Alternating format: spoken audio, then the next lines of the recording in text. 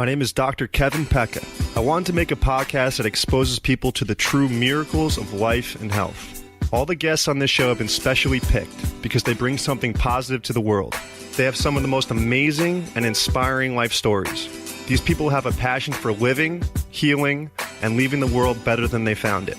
There is something inside these people that made them keep fighting through all the tough times, even when people told them it was not possible. They carried on and made their lives beautiful again. And now they are sharing their experiences with the world. This is the Expect Miracles podcast. Enjoy the show. Today on the Expect Miracles podcast, we have Tracy Hazzard. Tracy is an expert in growing small businesses and helping them reach their maximum potential.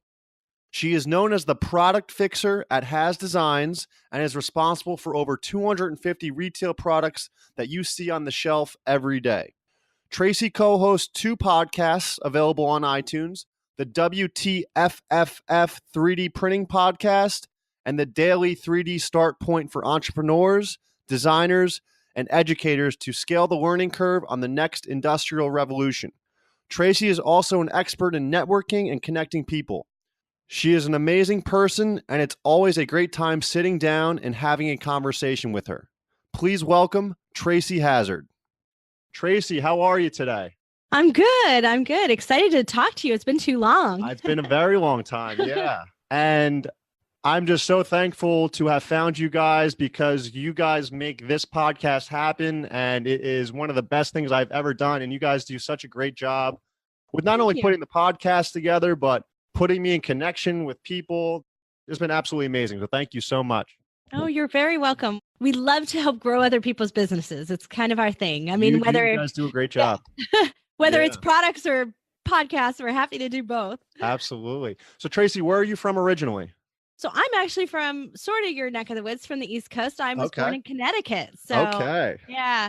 But, I've spent most of my life living in other places around the world, actually. So, really? All over the place. Yeah. Did you ever live outside the States? I did. I lived in South Africa for 2 years at the height of apartheid in the late 70s. How was that? So, I was a child. So I was 9 years old, 8, 9 years old. So pretty different. But what I always say to people is it was a sneak peek at what it might have been like to grow up in the 60s. Oh, yeah. Because I didn't have that view, but there was so much hostility and so much going on at that time.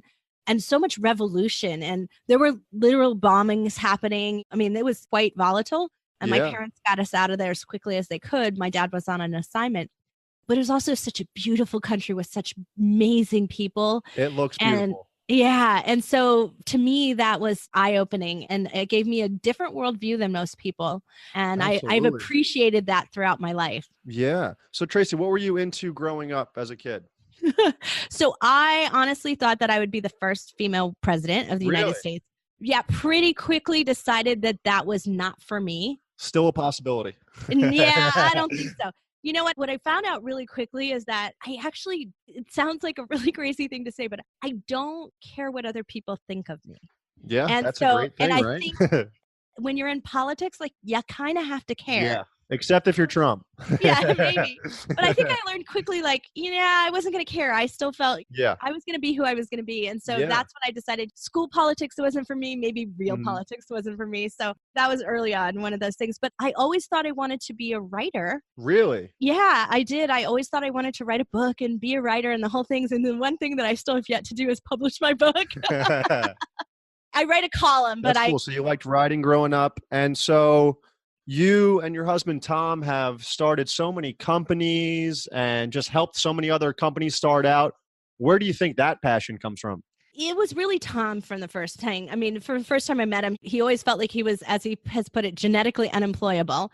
And I never thought of myself like that. I didn't really know any entrepreneurs. I didn't grow up like that. I grew up with people. My dad worked for an oil and gas company, he was an executive there. So I had always thought, my path is a corporate path.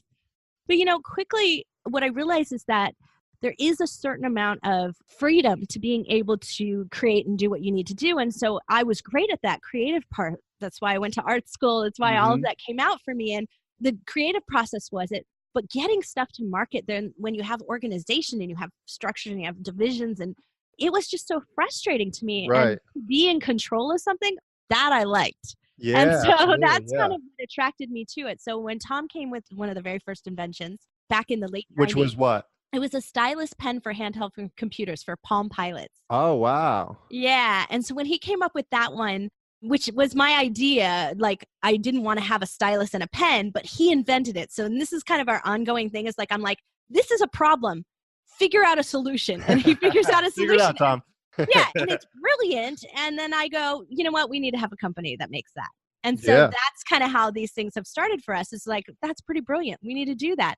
But being in control and starting that company was really amazing for me. And at the same time, it taught me what I didn't love.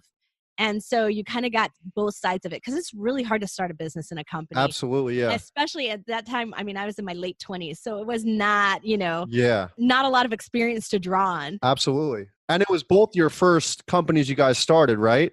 For Tom, it was his second, but his Okay. first was a consulting firm. So a little bit different. There was no product sales.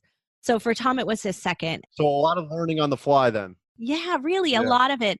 Managing people, having employees, that's what for me became the most stressful and hardest to do because you start to think of them as family. And I felt so, it is a burden. They're also wonderful, but they are a burden at the end of the day. And every time you go to write out all those payroll checks, it was just like, wow, am I going to have enough business tomorrow? And when we were doing this, there was lots of volatile things happened to us. 9/11 happened. We got in a patent infringement lawsuit with the largest industrial design firm in the world, IDEO. Wow. And Palm Computing, right? So here we are. And it's like, do we even have a business at the end of the day? That must have been frightening.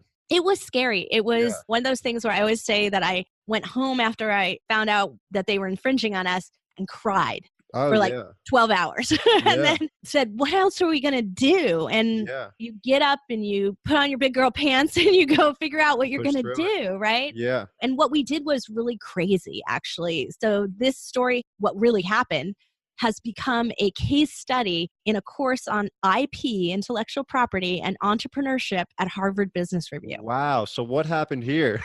Yeah. So, I mean, it's crazy, but it's taught in 26 countries around the world. And every so often I get a LinkedIn message from someone saying, I learned all about your company. I'm like, which company? And they're like, oh, the one from the 90s. It was called T-Tools. And I was like, oh, okay. But they teach the course in a really interesting way. So they teach what happened to us that we got infringed upon by this large industrial design firm. They made a stylus pen that looked almost exactly like ours. It had our patented feature and it came out in the catalog distributing the Palm Pilot. Because back then you guys had it first and they made a pretty much exact replica and then they tried to sue you? No, we sued them. Oh, okay. So, yeah. So they infringed upon us, but here they are in the catalog. So they've got prime position, which we were never able to obtain. And we understood now why we were never able to obtain it because they knew this invention was happening. But we'd come to market first. We knew that. But back then it wasn't first to file. It was first to invent. So your conception date mattered back then. The rules of the patent infringement and all that has changed. So we didn't know, like, were we going to win? Did you guys have that date before them? We believed we did, but yeah, that's got to be tough to prove, right? Right. The courts have to decide, right? And so you disclose your dates in court and someone says, okay, yes, that's true. They were first and, this kind of thing. Now they file interferences in the Patent and Trademark Office. It's a nasty mess. It's actually worse now than it was back then. So anyway, so we get into this whole process and this is what happens. And this is the first stage. It sort of sets the playing field. And then it ends with me crying basically. And now what do you do? Right. And so then the second part is what we did do, which is gather together all of our investors. And we had 13 angel investors and we had a PR independent agent. We had a lawyer and that was a friend of ours. And we had a patent lawyer. And so we had a couple of them. We all gathered in a room with our top employees and we said, what are we going to do? Yeah. And at that time we had $5,000 of cash flow in the bank. Oh, man. Because we had just moved into a brand new office. And so we had just spent all this money renovating and doing all that. So we were kind of tapped out on cash. And so we said, well, for $5,000, we can do a little press and we can file the lawsuit, but we can't take it to court. We have no money to do any of that. We could do the filing and that's it. So that's what we did at the end of the day. So what happens is that when they teach the course, that's at the point where they say, okay, now what would you do? Yeah. And so they understand we have $5,000 and what would you do? And 95% of the people, when you go into the third phase where they give their report and they say what they would do, 95% don't do what we did. And keep in mind, this is pre-social media, guys. So the costs were a whole lot higher to do everything that we did. And so Yeah. what we did was we put on our website our conception date of our patent. We put a whole timeline of every time we had met with people along the way at Palm Computing. We put a header up at the top that was like a GIF, right? Yeah. And it said, do we detect a bit of pen envy? And it was their pen and our pen. They were going stylus pen Yeah. kind of thing. And so it went viral, but without Did it social really? media. It did, because there was this community around it that were called third-party developers. People were making cases and software and things for the Palm Pilot, and it was the first time that they existed. Nowadays, we consider them all app developers, right? Like they're Right. everywhere. But back then, they were new. Yeah. And they were worried that if Palm Computing was going to infringe upon They're going to do it someone to who made everybody.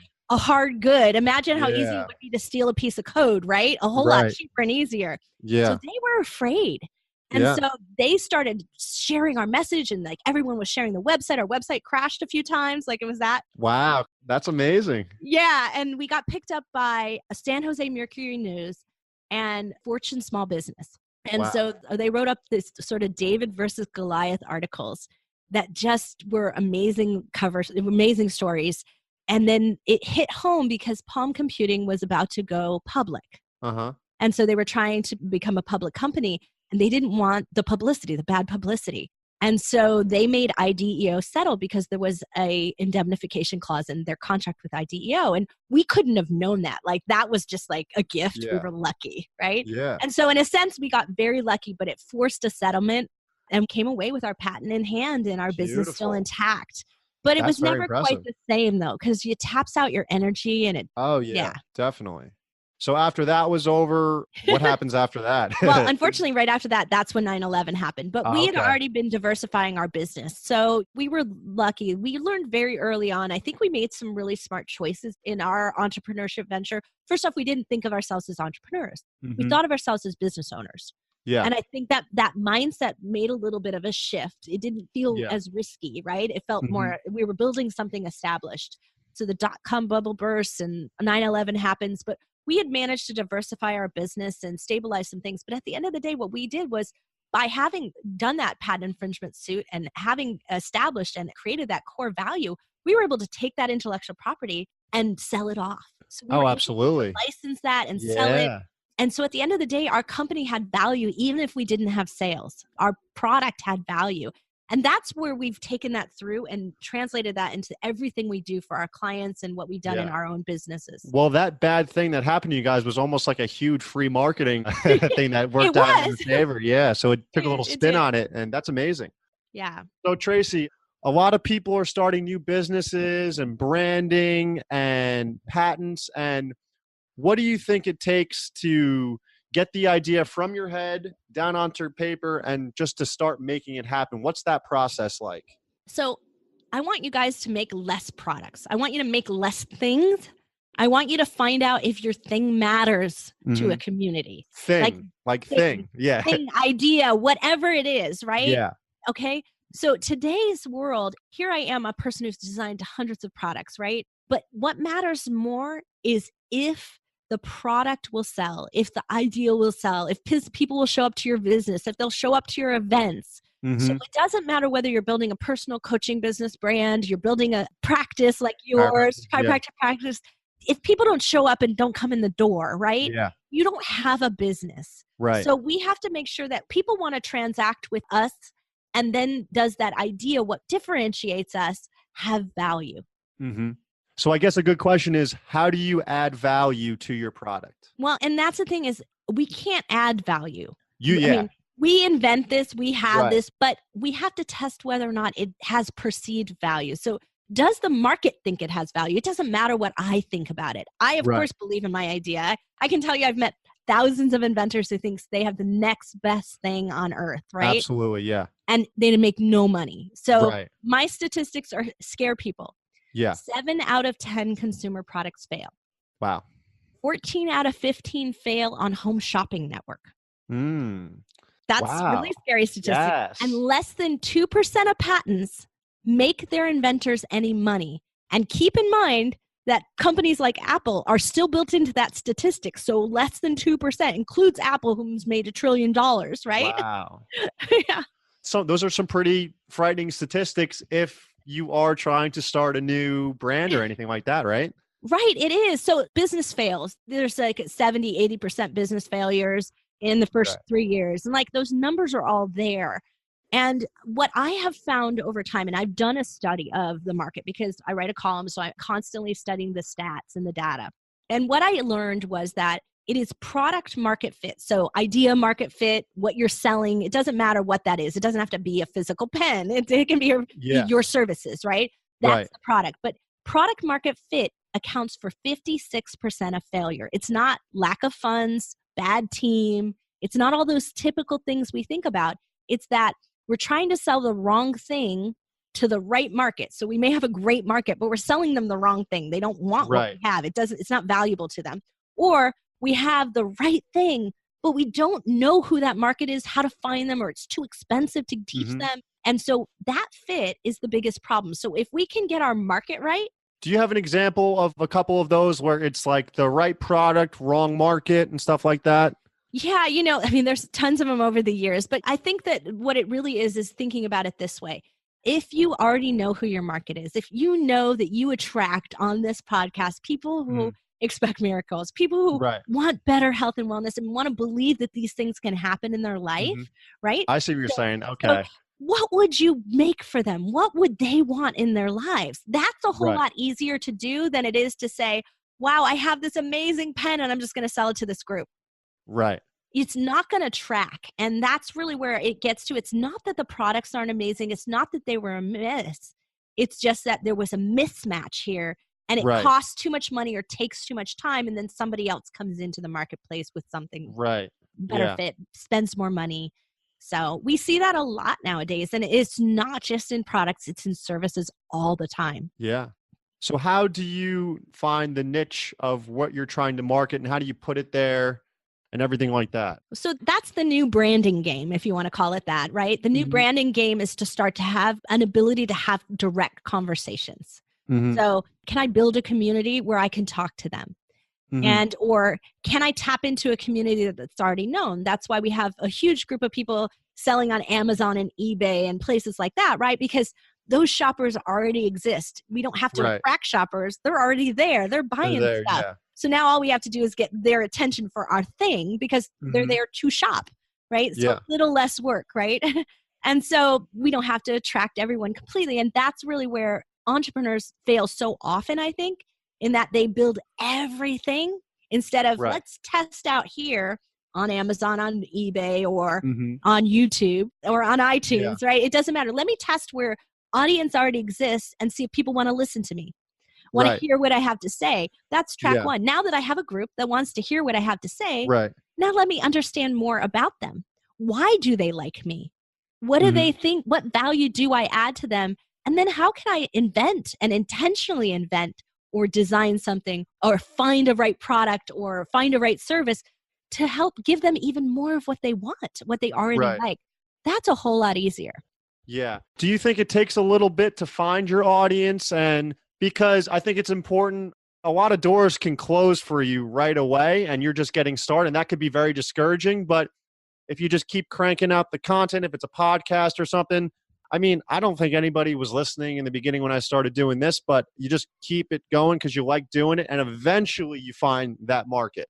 Yeah, I mean, I think there should always be a good purpose for what you're doing. So Right. even if the purpose is not a clear return on investment in terms of like, I'm going to get this many patients out of this Right. podcast, right? Even if Yeah. it's not that clear, it is a clear business builder. It's adding value to your website. So there's got to be some clear value for you to spend your hard earned time, right? Absolutely. Yeah. You're busy, right? Yeah. So that's what I have to say is, we have a line we have to meet, a minimum entry fee, right? To Mhm. business world today. We have to be on Facebook. We have to be on Twitter. We have to be in these places, right?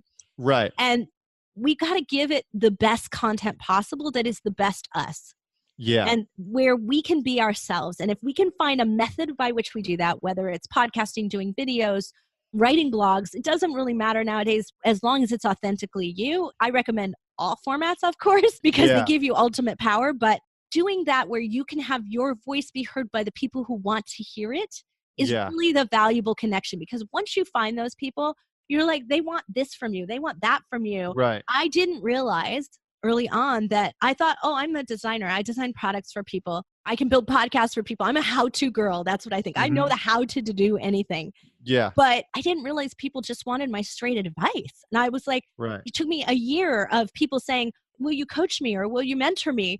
A while I was going, I don't do that. That's not my business. I'm not a life coach. I'm not a business coach. I'm not that. For me to go, yeah, sure. Here's my link and you can pay $500 a month to have an hour with me. Like it was like, why wasn't I doing that before? Because definitely. that's what they wanted from me. And I wasn't giving it to them. And they were asking for it. Yeah. And Tracy, how important is it to build a team and surround yourself in the proper circle? Because it's very tough to start something by yourself.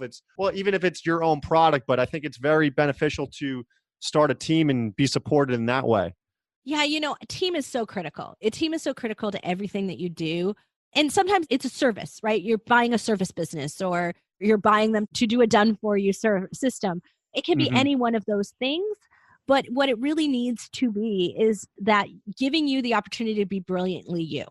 So whatever it is, it has to support that. You're the doctor, right?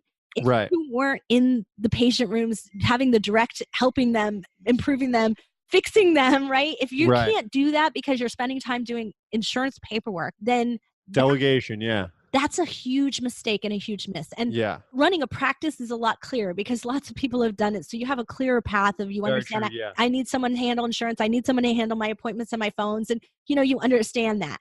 But for many of our businesses, we don't understand what our businesses are supposed to look like. So we don't understand what that support team looks like. And that's where we start to fall apart because we aren't following a business model. Yeah. So like you said, I have a bunch of people I can look at. They've done it for 25 years and I can pick what I like, what they're doing and make it my own. How does somebody that's entering a new field that's really, it's cutting edge, they don't really have that blueprint. I guess you just got to do the best you can and it's trial and error at that point. Yeah, I like to go on a been there, done that again and again model. Like I say this all the time to people, right? Just because I'm a digital marketer or something like that, and I'm starting to do Facebook ads and all of those things, and it's a new business, or I'm hiring a new firm and I'm screening them. You know what I want? I want someone who knows advertising. I want someone who knows the mindset of consumers. I want someone who knows how to construct good copy. So thinking about whether or not they've got years of practice or experience, deep experience in some particular area. Back to my pen before. So early on in our business, I learned this lesson the very hard way. Tom and I, we invented these stylus pens. We decided this was really before it was easy to go to Asia to make things. We decided to go down this road in Connecticut to a firm that had been injection molding products and did all kinds of things. They'd never made pens before. And so we thought, well, it's just a pen, right? It's a couple plastic bodies, you screw them together, no big deal. They engineered the screw mechanism between the two parts of the pen, and we engineered the style of the pen itself, the outside the style of it. So they did the inner mechanism engineering for us, and they created the mold and created the tool. We got, a few thousand pieces off of it first, and we started immediately, because we had pre-sold them, immediately shipping them out to people. Within 2 weeks, we got people sending us messages, my pen is exploding. Oh, man, and I was like, a nightmare. Oh my gosh, we're going to be out of business before we even started, right? And what was happening is that as people were writing, the two pieces of the pen were unscrewing because they were threaded the wrong direction. They were threaded normal way, and you have to counter thread them in order to counteract you writing. And that's something you guys definitely didn't even probably think of, right? How could you? How could we have known that if we were not a company that made pens? And we had discounted and said we didn't want to go to someone who was making pens. We just didn't consider them. We just thought, we know these guys, they've done injection molding. That's all they need is plastic. And so this is where I say, you want someone with deep knowledge in your category, especially if you don't have it. Yeah, definitely. So Tracy, what are some of the big mistakes you guys made early on that you would almost like gift or just fast track a couple people? Because I'm sure you made a bunch. You have some very successful products, and I'm sure that wasn't always, you guys definitely didn't hit all home runs, right? No, no, of course we didn't. We have a much higher hit ratio than most, but part of it is simply because early on I figured out that market fit thing. And we actually just refuse clients who don't already have that stuff in order for themselves because we know it won't be successful. So it will take too long and it won't work. A couple of the critical things I think that happens, and I would say this to a lot of women out there, the women entrepreneurs take too long to get to market. They take longer. And it's kind of an entrepreneurial thing to be a bit of a perfectionist. Why do you think that is? It's more of a female thing. We get it a lot. I think we believe we have to be perfect. Okay. And it's difficult for a lot of people. They finesse their course so much until it's like, and spend tens of thousands of dollars getting it right. Or they spend a year writing their book. And I am a big fan of, let's do a small test of something. Let's test a chapter. Right. Let's test one segment of the course. Let's run the course for free and do it live for 30 days and record it all along and see if there's value in it. And then go and we say, now if people like that, and now if people are buying that and willing to pay for that, now I'm going to go and have professionally record over time and get it right. Making sure that you have what I call the market proof stage is so critically important. And we spend way too much time in perfection. And I'm a big problem in that process as well. I want it to be absolutely right. But getting things out there to get that market feedback faster is so critical because our market is moving fast. Yeah. Well, that's interesting you say that too. Have any of your products that you thought that were going to be okay, or maybe you thought it wasn't your best product, ends up being just like bigger, and then you have a product that you're like, this is going to be a home run, this is a hit, and then it doesn't do as well as that one? What do you think that's all about? So for me, I'm not that invested in them. I think that that's the thing at the end of the day, because most often they're not my products. I'm designing them for somebody else. So I care about the market. I mean, I care and I want to make sure that they're successful, but I can design a different one tomorrow. I'm really flexible. And I've seen things fail so quickly, having nothing to do with being a good product, just because a buyer didn't want to put it on the shelf at Target. They didn't like the salesperson. They decided to kill it. Like I've seen things like that happen. Tom and I have a platinum record product that we just found out, Tom, just before I got on the phone with you, that found out that it's no longer available, but it went for 7 years in Costco. Wow. So to have a product in Costco for 7 years is a platinum record. That's what we call it. It did about $20 million a year on average. Wow. And so my clients were pretty happy with that. Yeah. And no competitor ever came in to replace it. It'll be interesting to see what they've done with it now. Maybe it just ran its course and the style's just no longer right. I mean, we haven't designed it in 3 years, so we haven't redesigned it. And so those things happen. I didn't expect that chair to be that big a hit. I knew it was good. Yeah. You can't anticipate something lasting that long in a marketplace like that. I don't think anyone can foresee that. But one of the things that I do every year is I color forecast. So I pick the colors that are going to be popular for the next year. I say I'm never wrong. I'll probably be wrong occasionally, but I'm very rarely wrong.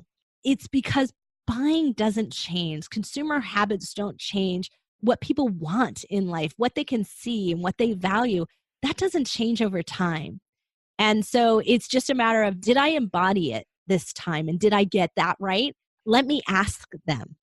And so that perception back and forth is so critically important. And then watching what's going on in your marketplace, this is where a lot of people fall off, is they think they don't have any competitors. Yeah. They're like, I've got something so new, no one else has it. I'm like, no, you have a competitor. You have a competitor for your dollar. It might be something completely unrelated.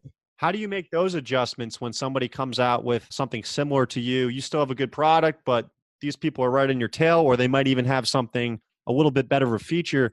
How do you keep up with that? So we are always ahead. We're always on to the next thing. That's why I say I'm not that invested, because I'm already on to the next design. So we are always staying ahead of that. So the deep knowledge that we're gaining while we're selling that one product, we built into the next product and exceeded where they could go. When someone comes and copies, it's just that, a copy. And so they don't have any of that underlying knowledge as to why people liked it, what wanted it, and they don't know what to do next.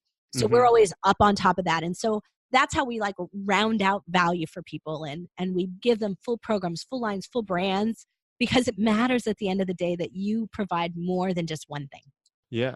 So Tracy, you guys have started like a pretty remarkable podcast, and you guys were on the podcast game like early stages, right? When did you guys start podcasting? 5 years ago. So 5 years ago. Yeah. So we start pretty early, and we started with that 3D print podcast you mentioned, WTFFF. And this is the thing, like I mentioned before, I like how to. I like to figure out how to do something, how to break a system, how to make it work better. And that's what we did. We figured out how to make a successful podcast work for a business. Now, it was a market test for us. It was a test to see if our clients would want to buy services surrounding 3D printing. And we came to a very clear no, pretty much within 4 months of launching the show. But people want the value of the information. Right. Now, the show itself was valuable. So we then said, well, what are we going to do with that? And we built a website. Okay. And so then we had podcast, some videos, because we had started doing videos in there, podcast videos and blog posts. So now we had what we now call brand casting, right? That's what our company's called, brand casters. We now call that brand casting because you're taking one piece of content, but you're putting it into all formats. And we hit on this formula of tapping into the Google algorithm at a time at which voice recognition was being tested by them, because now we have Google Home and we have Amazon Alexa. But we were on it before. We just didn't know why it was working. It was just working. Now we know there's a whole bunch of reasons why it was working, but we didn't back then. And so we had built this team and this system to produce our shows because it was a lot of work. And we were doing one a day. So it was really a lot of work. And so people would come up to us and go, would you just produce my show for me? And I was like, I don't think we're in that business. And for 4 months, I said, I don't think we're in that business. And Tom finally said, I want to be in that business. And I said, okay, let's do it then. And so that's how we took on a handful of clients. We beta tested it. We made sure we really could scale it. We started growing a team. And today we have 40 employees worldwide. So we work 24 hours a day.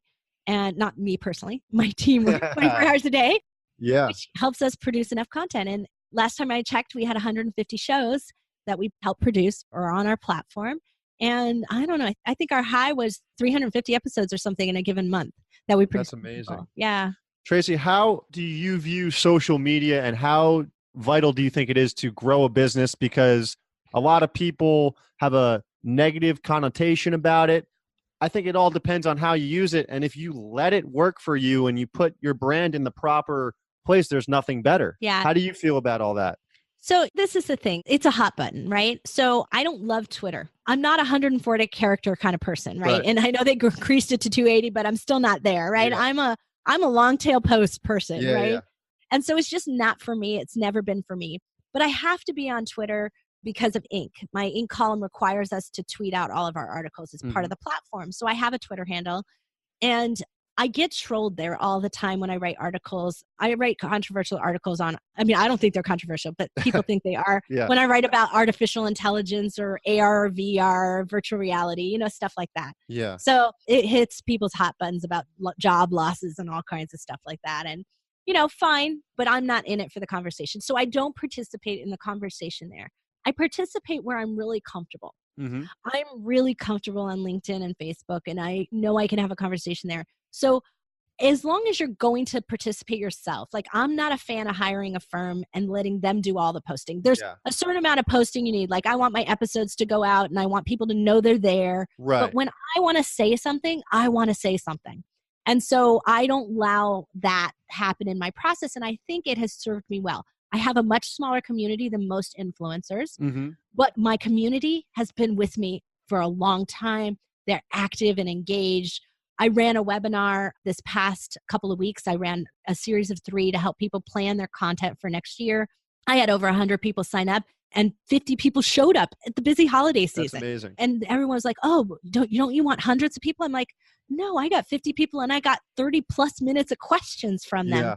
That to me, I'm adding value. I know I'm adding value and I'm interacting in my community. I can do that with the size it is. Right. If I had 500,000 followers, I couldn't do it. Right. And then the value wouldn't be there. So I'm a fan of smaller communities, but very dialed in it so that you're helping each other. Yeah. And then just getting to be you. Yeah.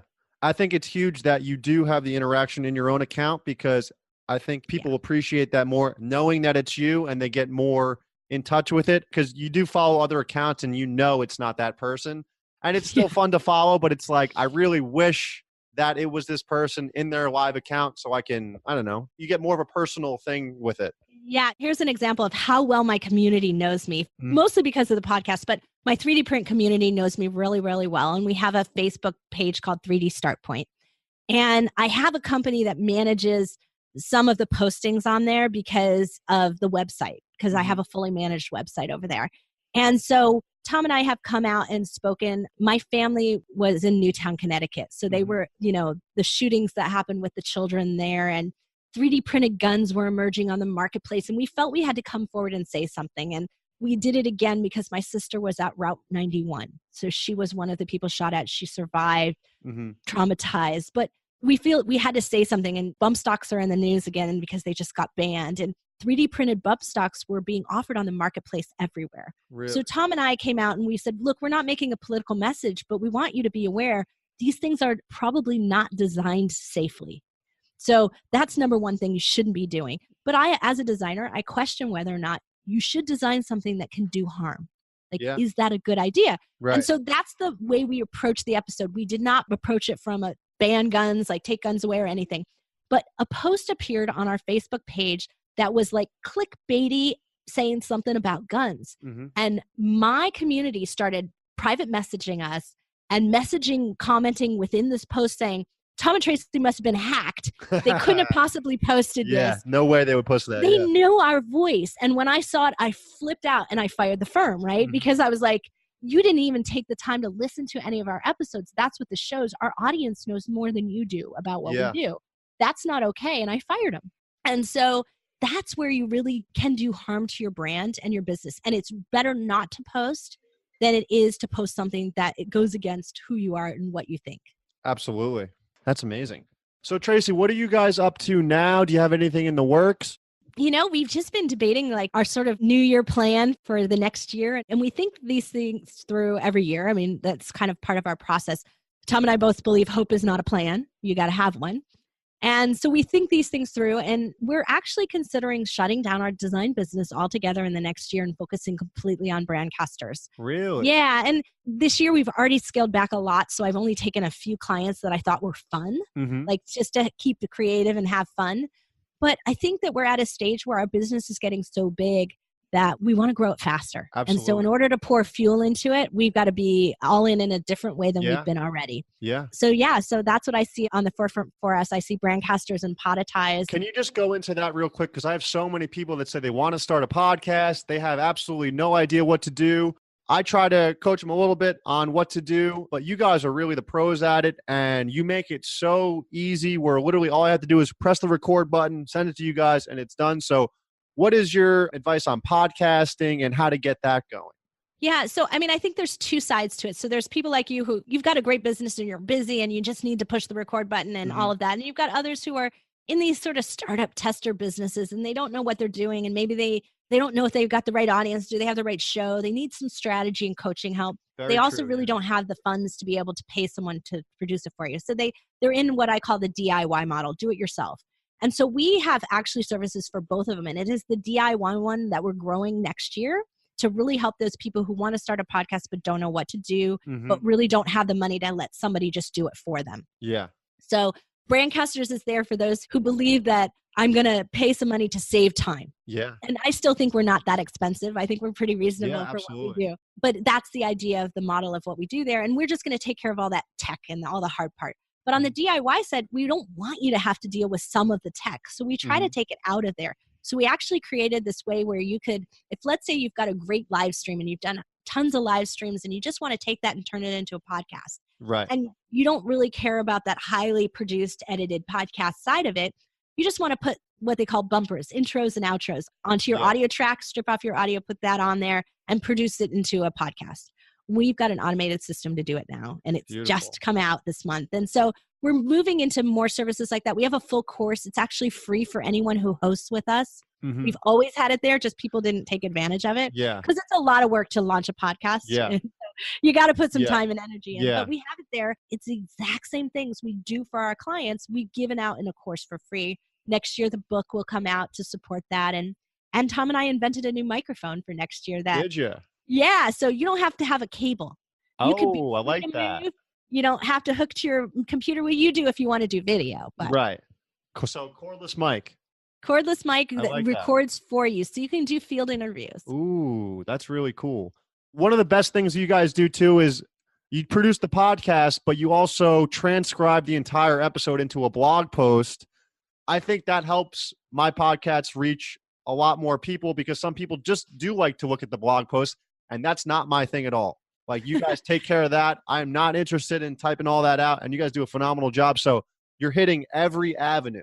Well, this is the thing. And so what we don't realize is that Google has changed over time. Google controls how people find us, right? Mhm. People are Googling the pain, the problems, right? They're coming to you from pain, right? Yeah. The best chiropractor for back pain, Yeah. the best chiropractor to help my golf game, whatever it might be, right? But what Google's doing that's interesting is they're creating something called relevance. Mhm. So if I like to read, they're going to give me a blog post first. If you like to watch videos, they're going to send you a video first. So if your content isn't in all formats, blog, video, audio, then you're not going to get anyone who types in best chiropractor. And so you're not going to get them. They're only going to serve up the content that's relevant to what I like to view or listen to. Wow. Yeah. Yeah. Yeah. So that's helpful. And then also there's locality. So you've tapped into locality because you don't even have to type New Jersey. You're Right. going to get the people from New Jersey. They're automatically going to send you over Dr. Hafer, across the country. Even though she's got a great podcast, Absolutely. they're going to send you first because you're local. Right. That's amazing. Yeah. Yeah. So Tracy, what is one piece of advice that you would like to give the audience that's really resonated with you over the years? That's really hit home for you. So my dad has been one of my mentors throughout my life, right? He's always been there. He was an executive, as I mentioned, in an oil and gas company. And so he's been my example of like how to be a leader and how to do that. And early on, he taught me something that I don't think he realized what he taught me, but he taught me that I had to carry my own luggage. So when we were little, we had to carry our own luggage on the plane. You can't pack more than you can carry. Mm-hmm. And I think too often that we try to take on way, way more than we can carry. Yeah. Way, way more than we can do. And in our overwhelm, we don't serve our clients well. We don't serve ourselves well. We don't serve our health well. Mm-hmm. We don't do things well because we are taking on way too much. And so my dad taught me that early on, and it's something I try really hard to live by. And I can tell you it's the hardest thing. Yeah. The hardest thing I do every single day is try to figure out how to pack lighter. Right, exactly. So, I mean, that especially rings true with you. How do you pack lighter with something that you want to continue? Well, that's why I looked at this and said, we got to divest ourselves of part of our business next year, right? Yeah. I need to pack lighter because I can't be all me. And I need to be 100% me for my business. I need to be 100% me for every one of my clients. So how can I do that? And you really have to sometimes make the hard decisions. You may have heard this before, but to decide is to cut, right? Mm-hmm. To cut out. Yeah. And making the decision about what to cut out of your business, out of your life, saying no more in a way, right? It's really hard to do. It's really hard. I'm a mom of 3 girls, and it's really hard to say no to any of them. Yeah. But sometimes that's exactly what you have to do. Yeah. Well, Tracy, thank you so much for coming on. You're a wealth of knowledge in the networking and branding department. Really love this episode. Where can people find you online and just get in touch with you in general? So if you want to find out more about the brandcasters and all that, feedyourbrand.co, and Feed Your Brand is our podcast for those aspiring podcasters. And then on the product side, I have another podcast. So I run 3 podcasts, by the way. There you go. Product Launch Hazards with 2 Z's, because Hazard's last name. Product Launch Hazards is my podcast for podcasters.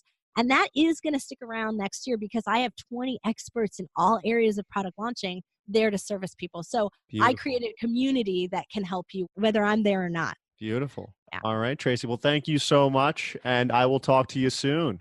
Sounds good. Thanks so much for having me. You're welcome. Thank you, everyone, for listening. If you enjoy the podcast, subscribe, give us 5 stars, and leave a review. It really helps boost the podcast and spread the good word.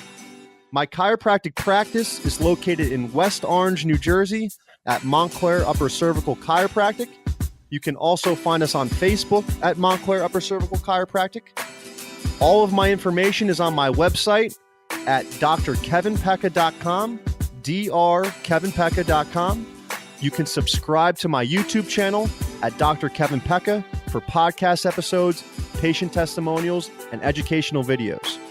I have daily affirmations and inspirational quotes on Instagram at Easel Affirmations, EASEL Affirmations.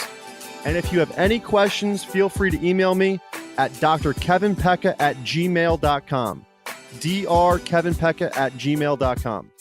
Thank you, everyone, and have a great day. Cheers.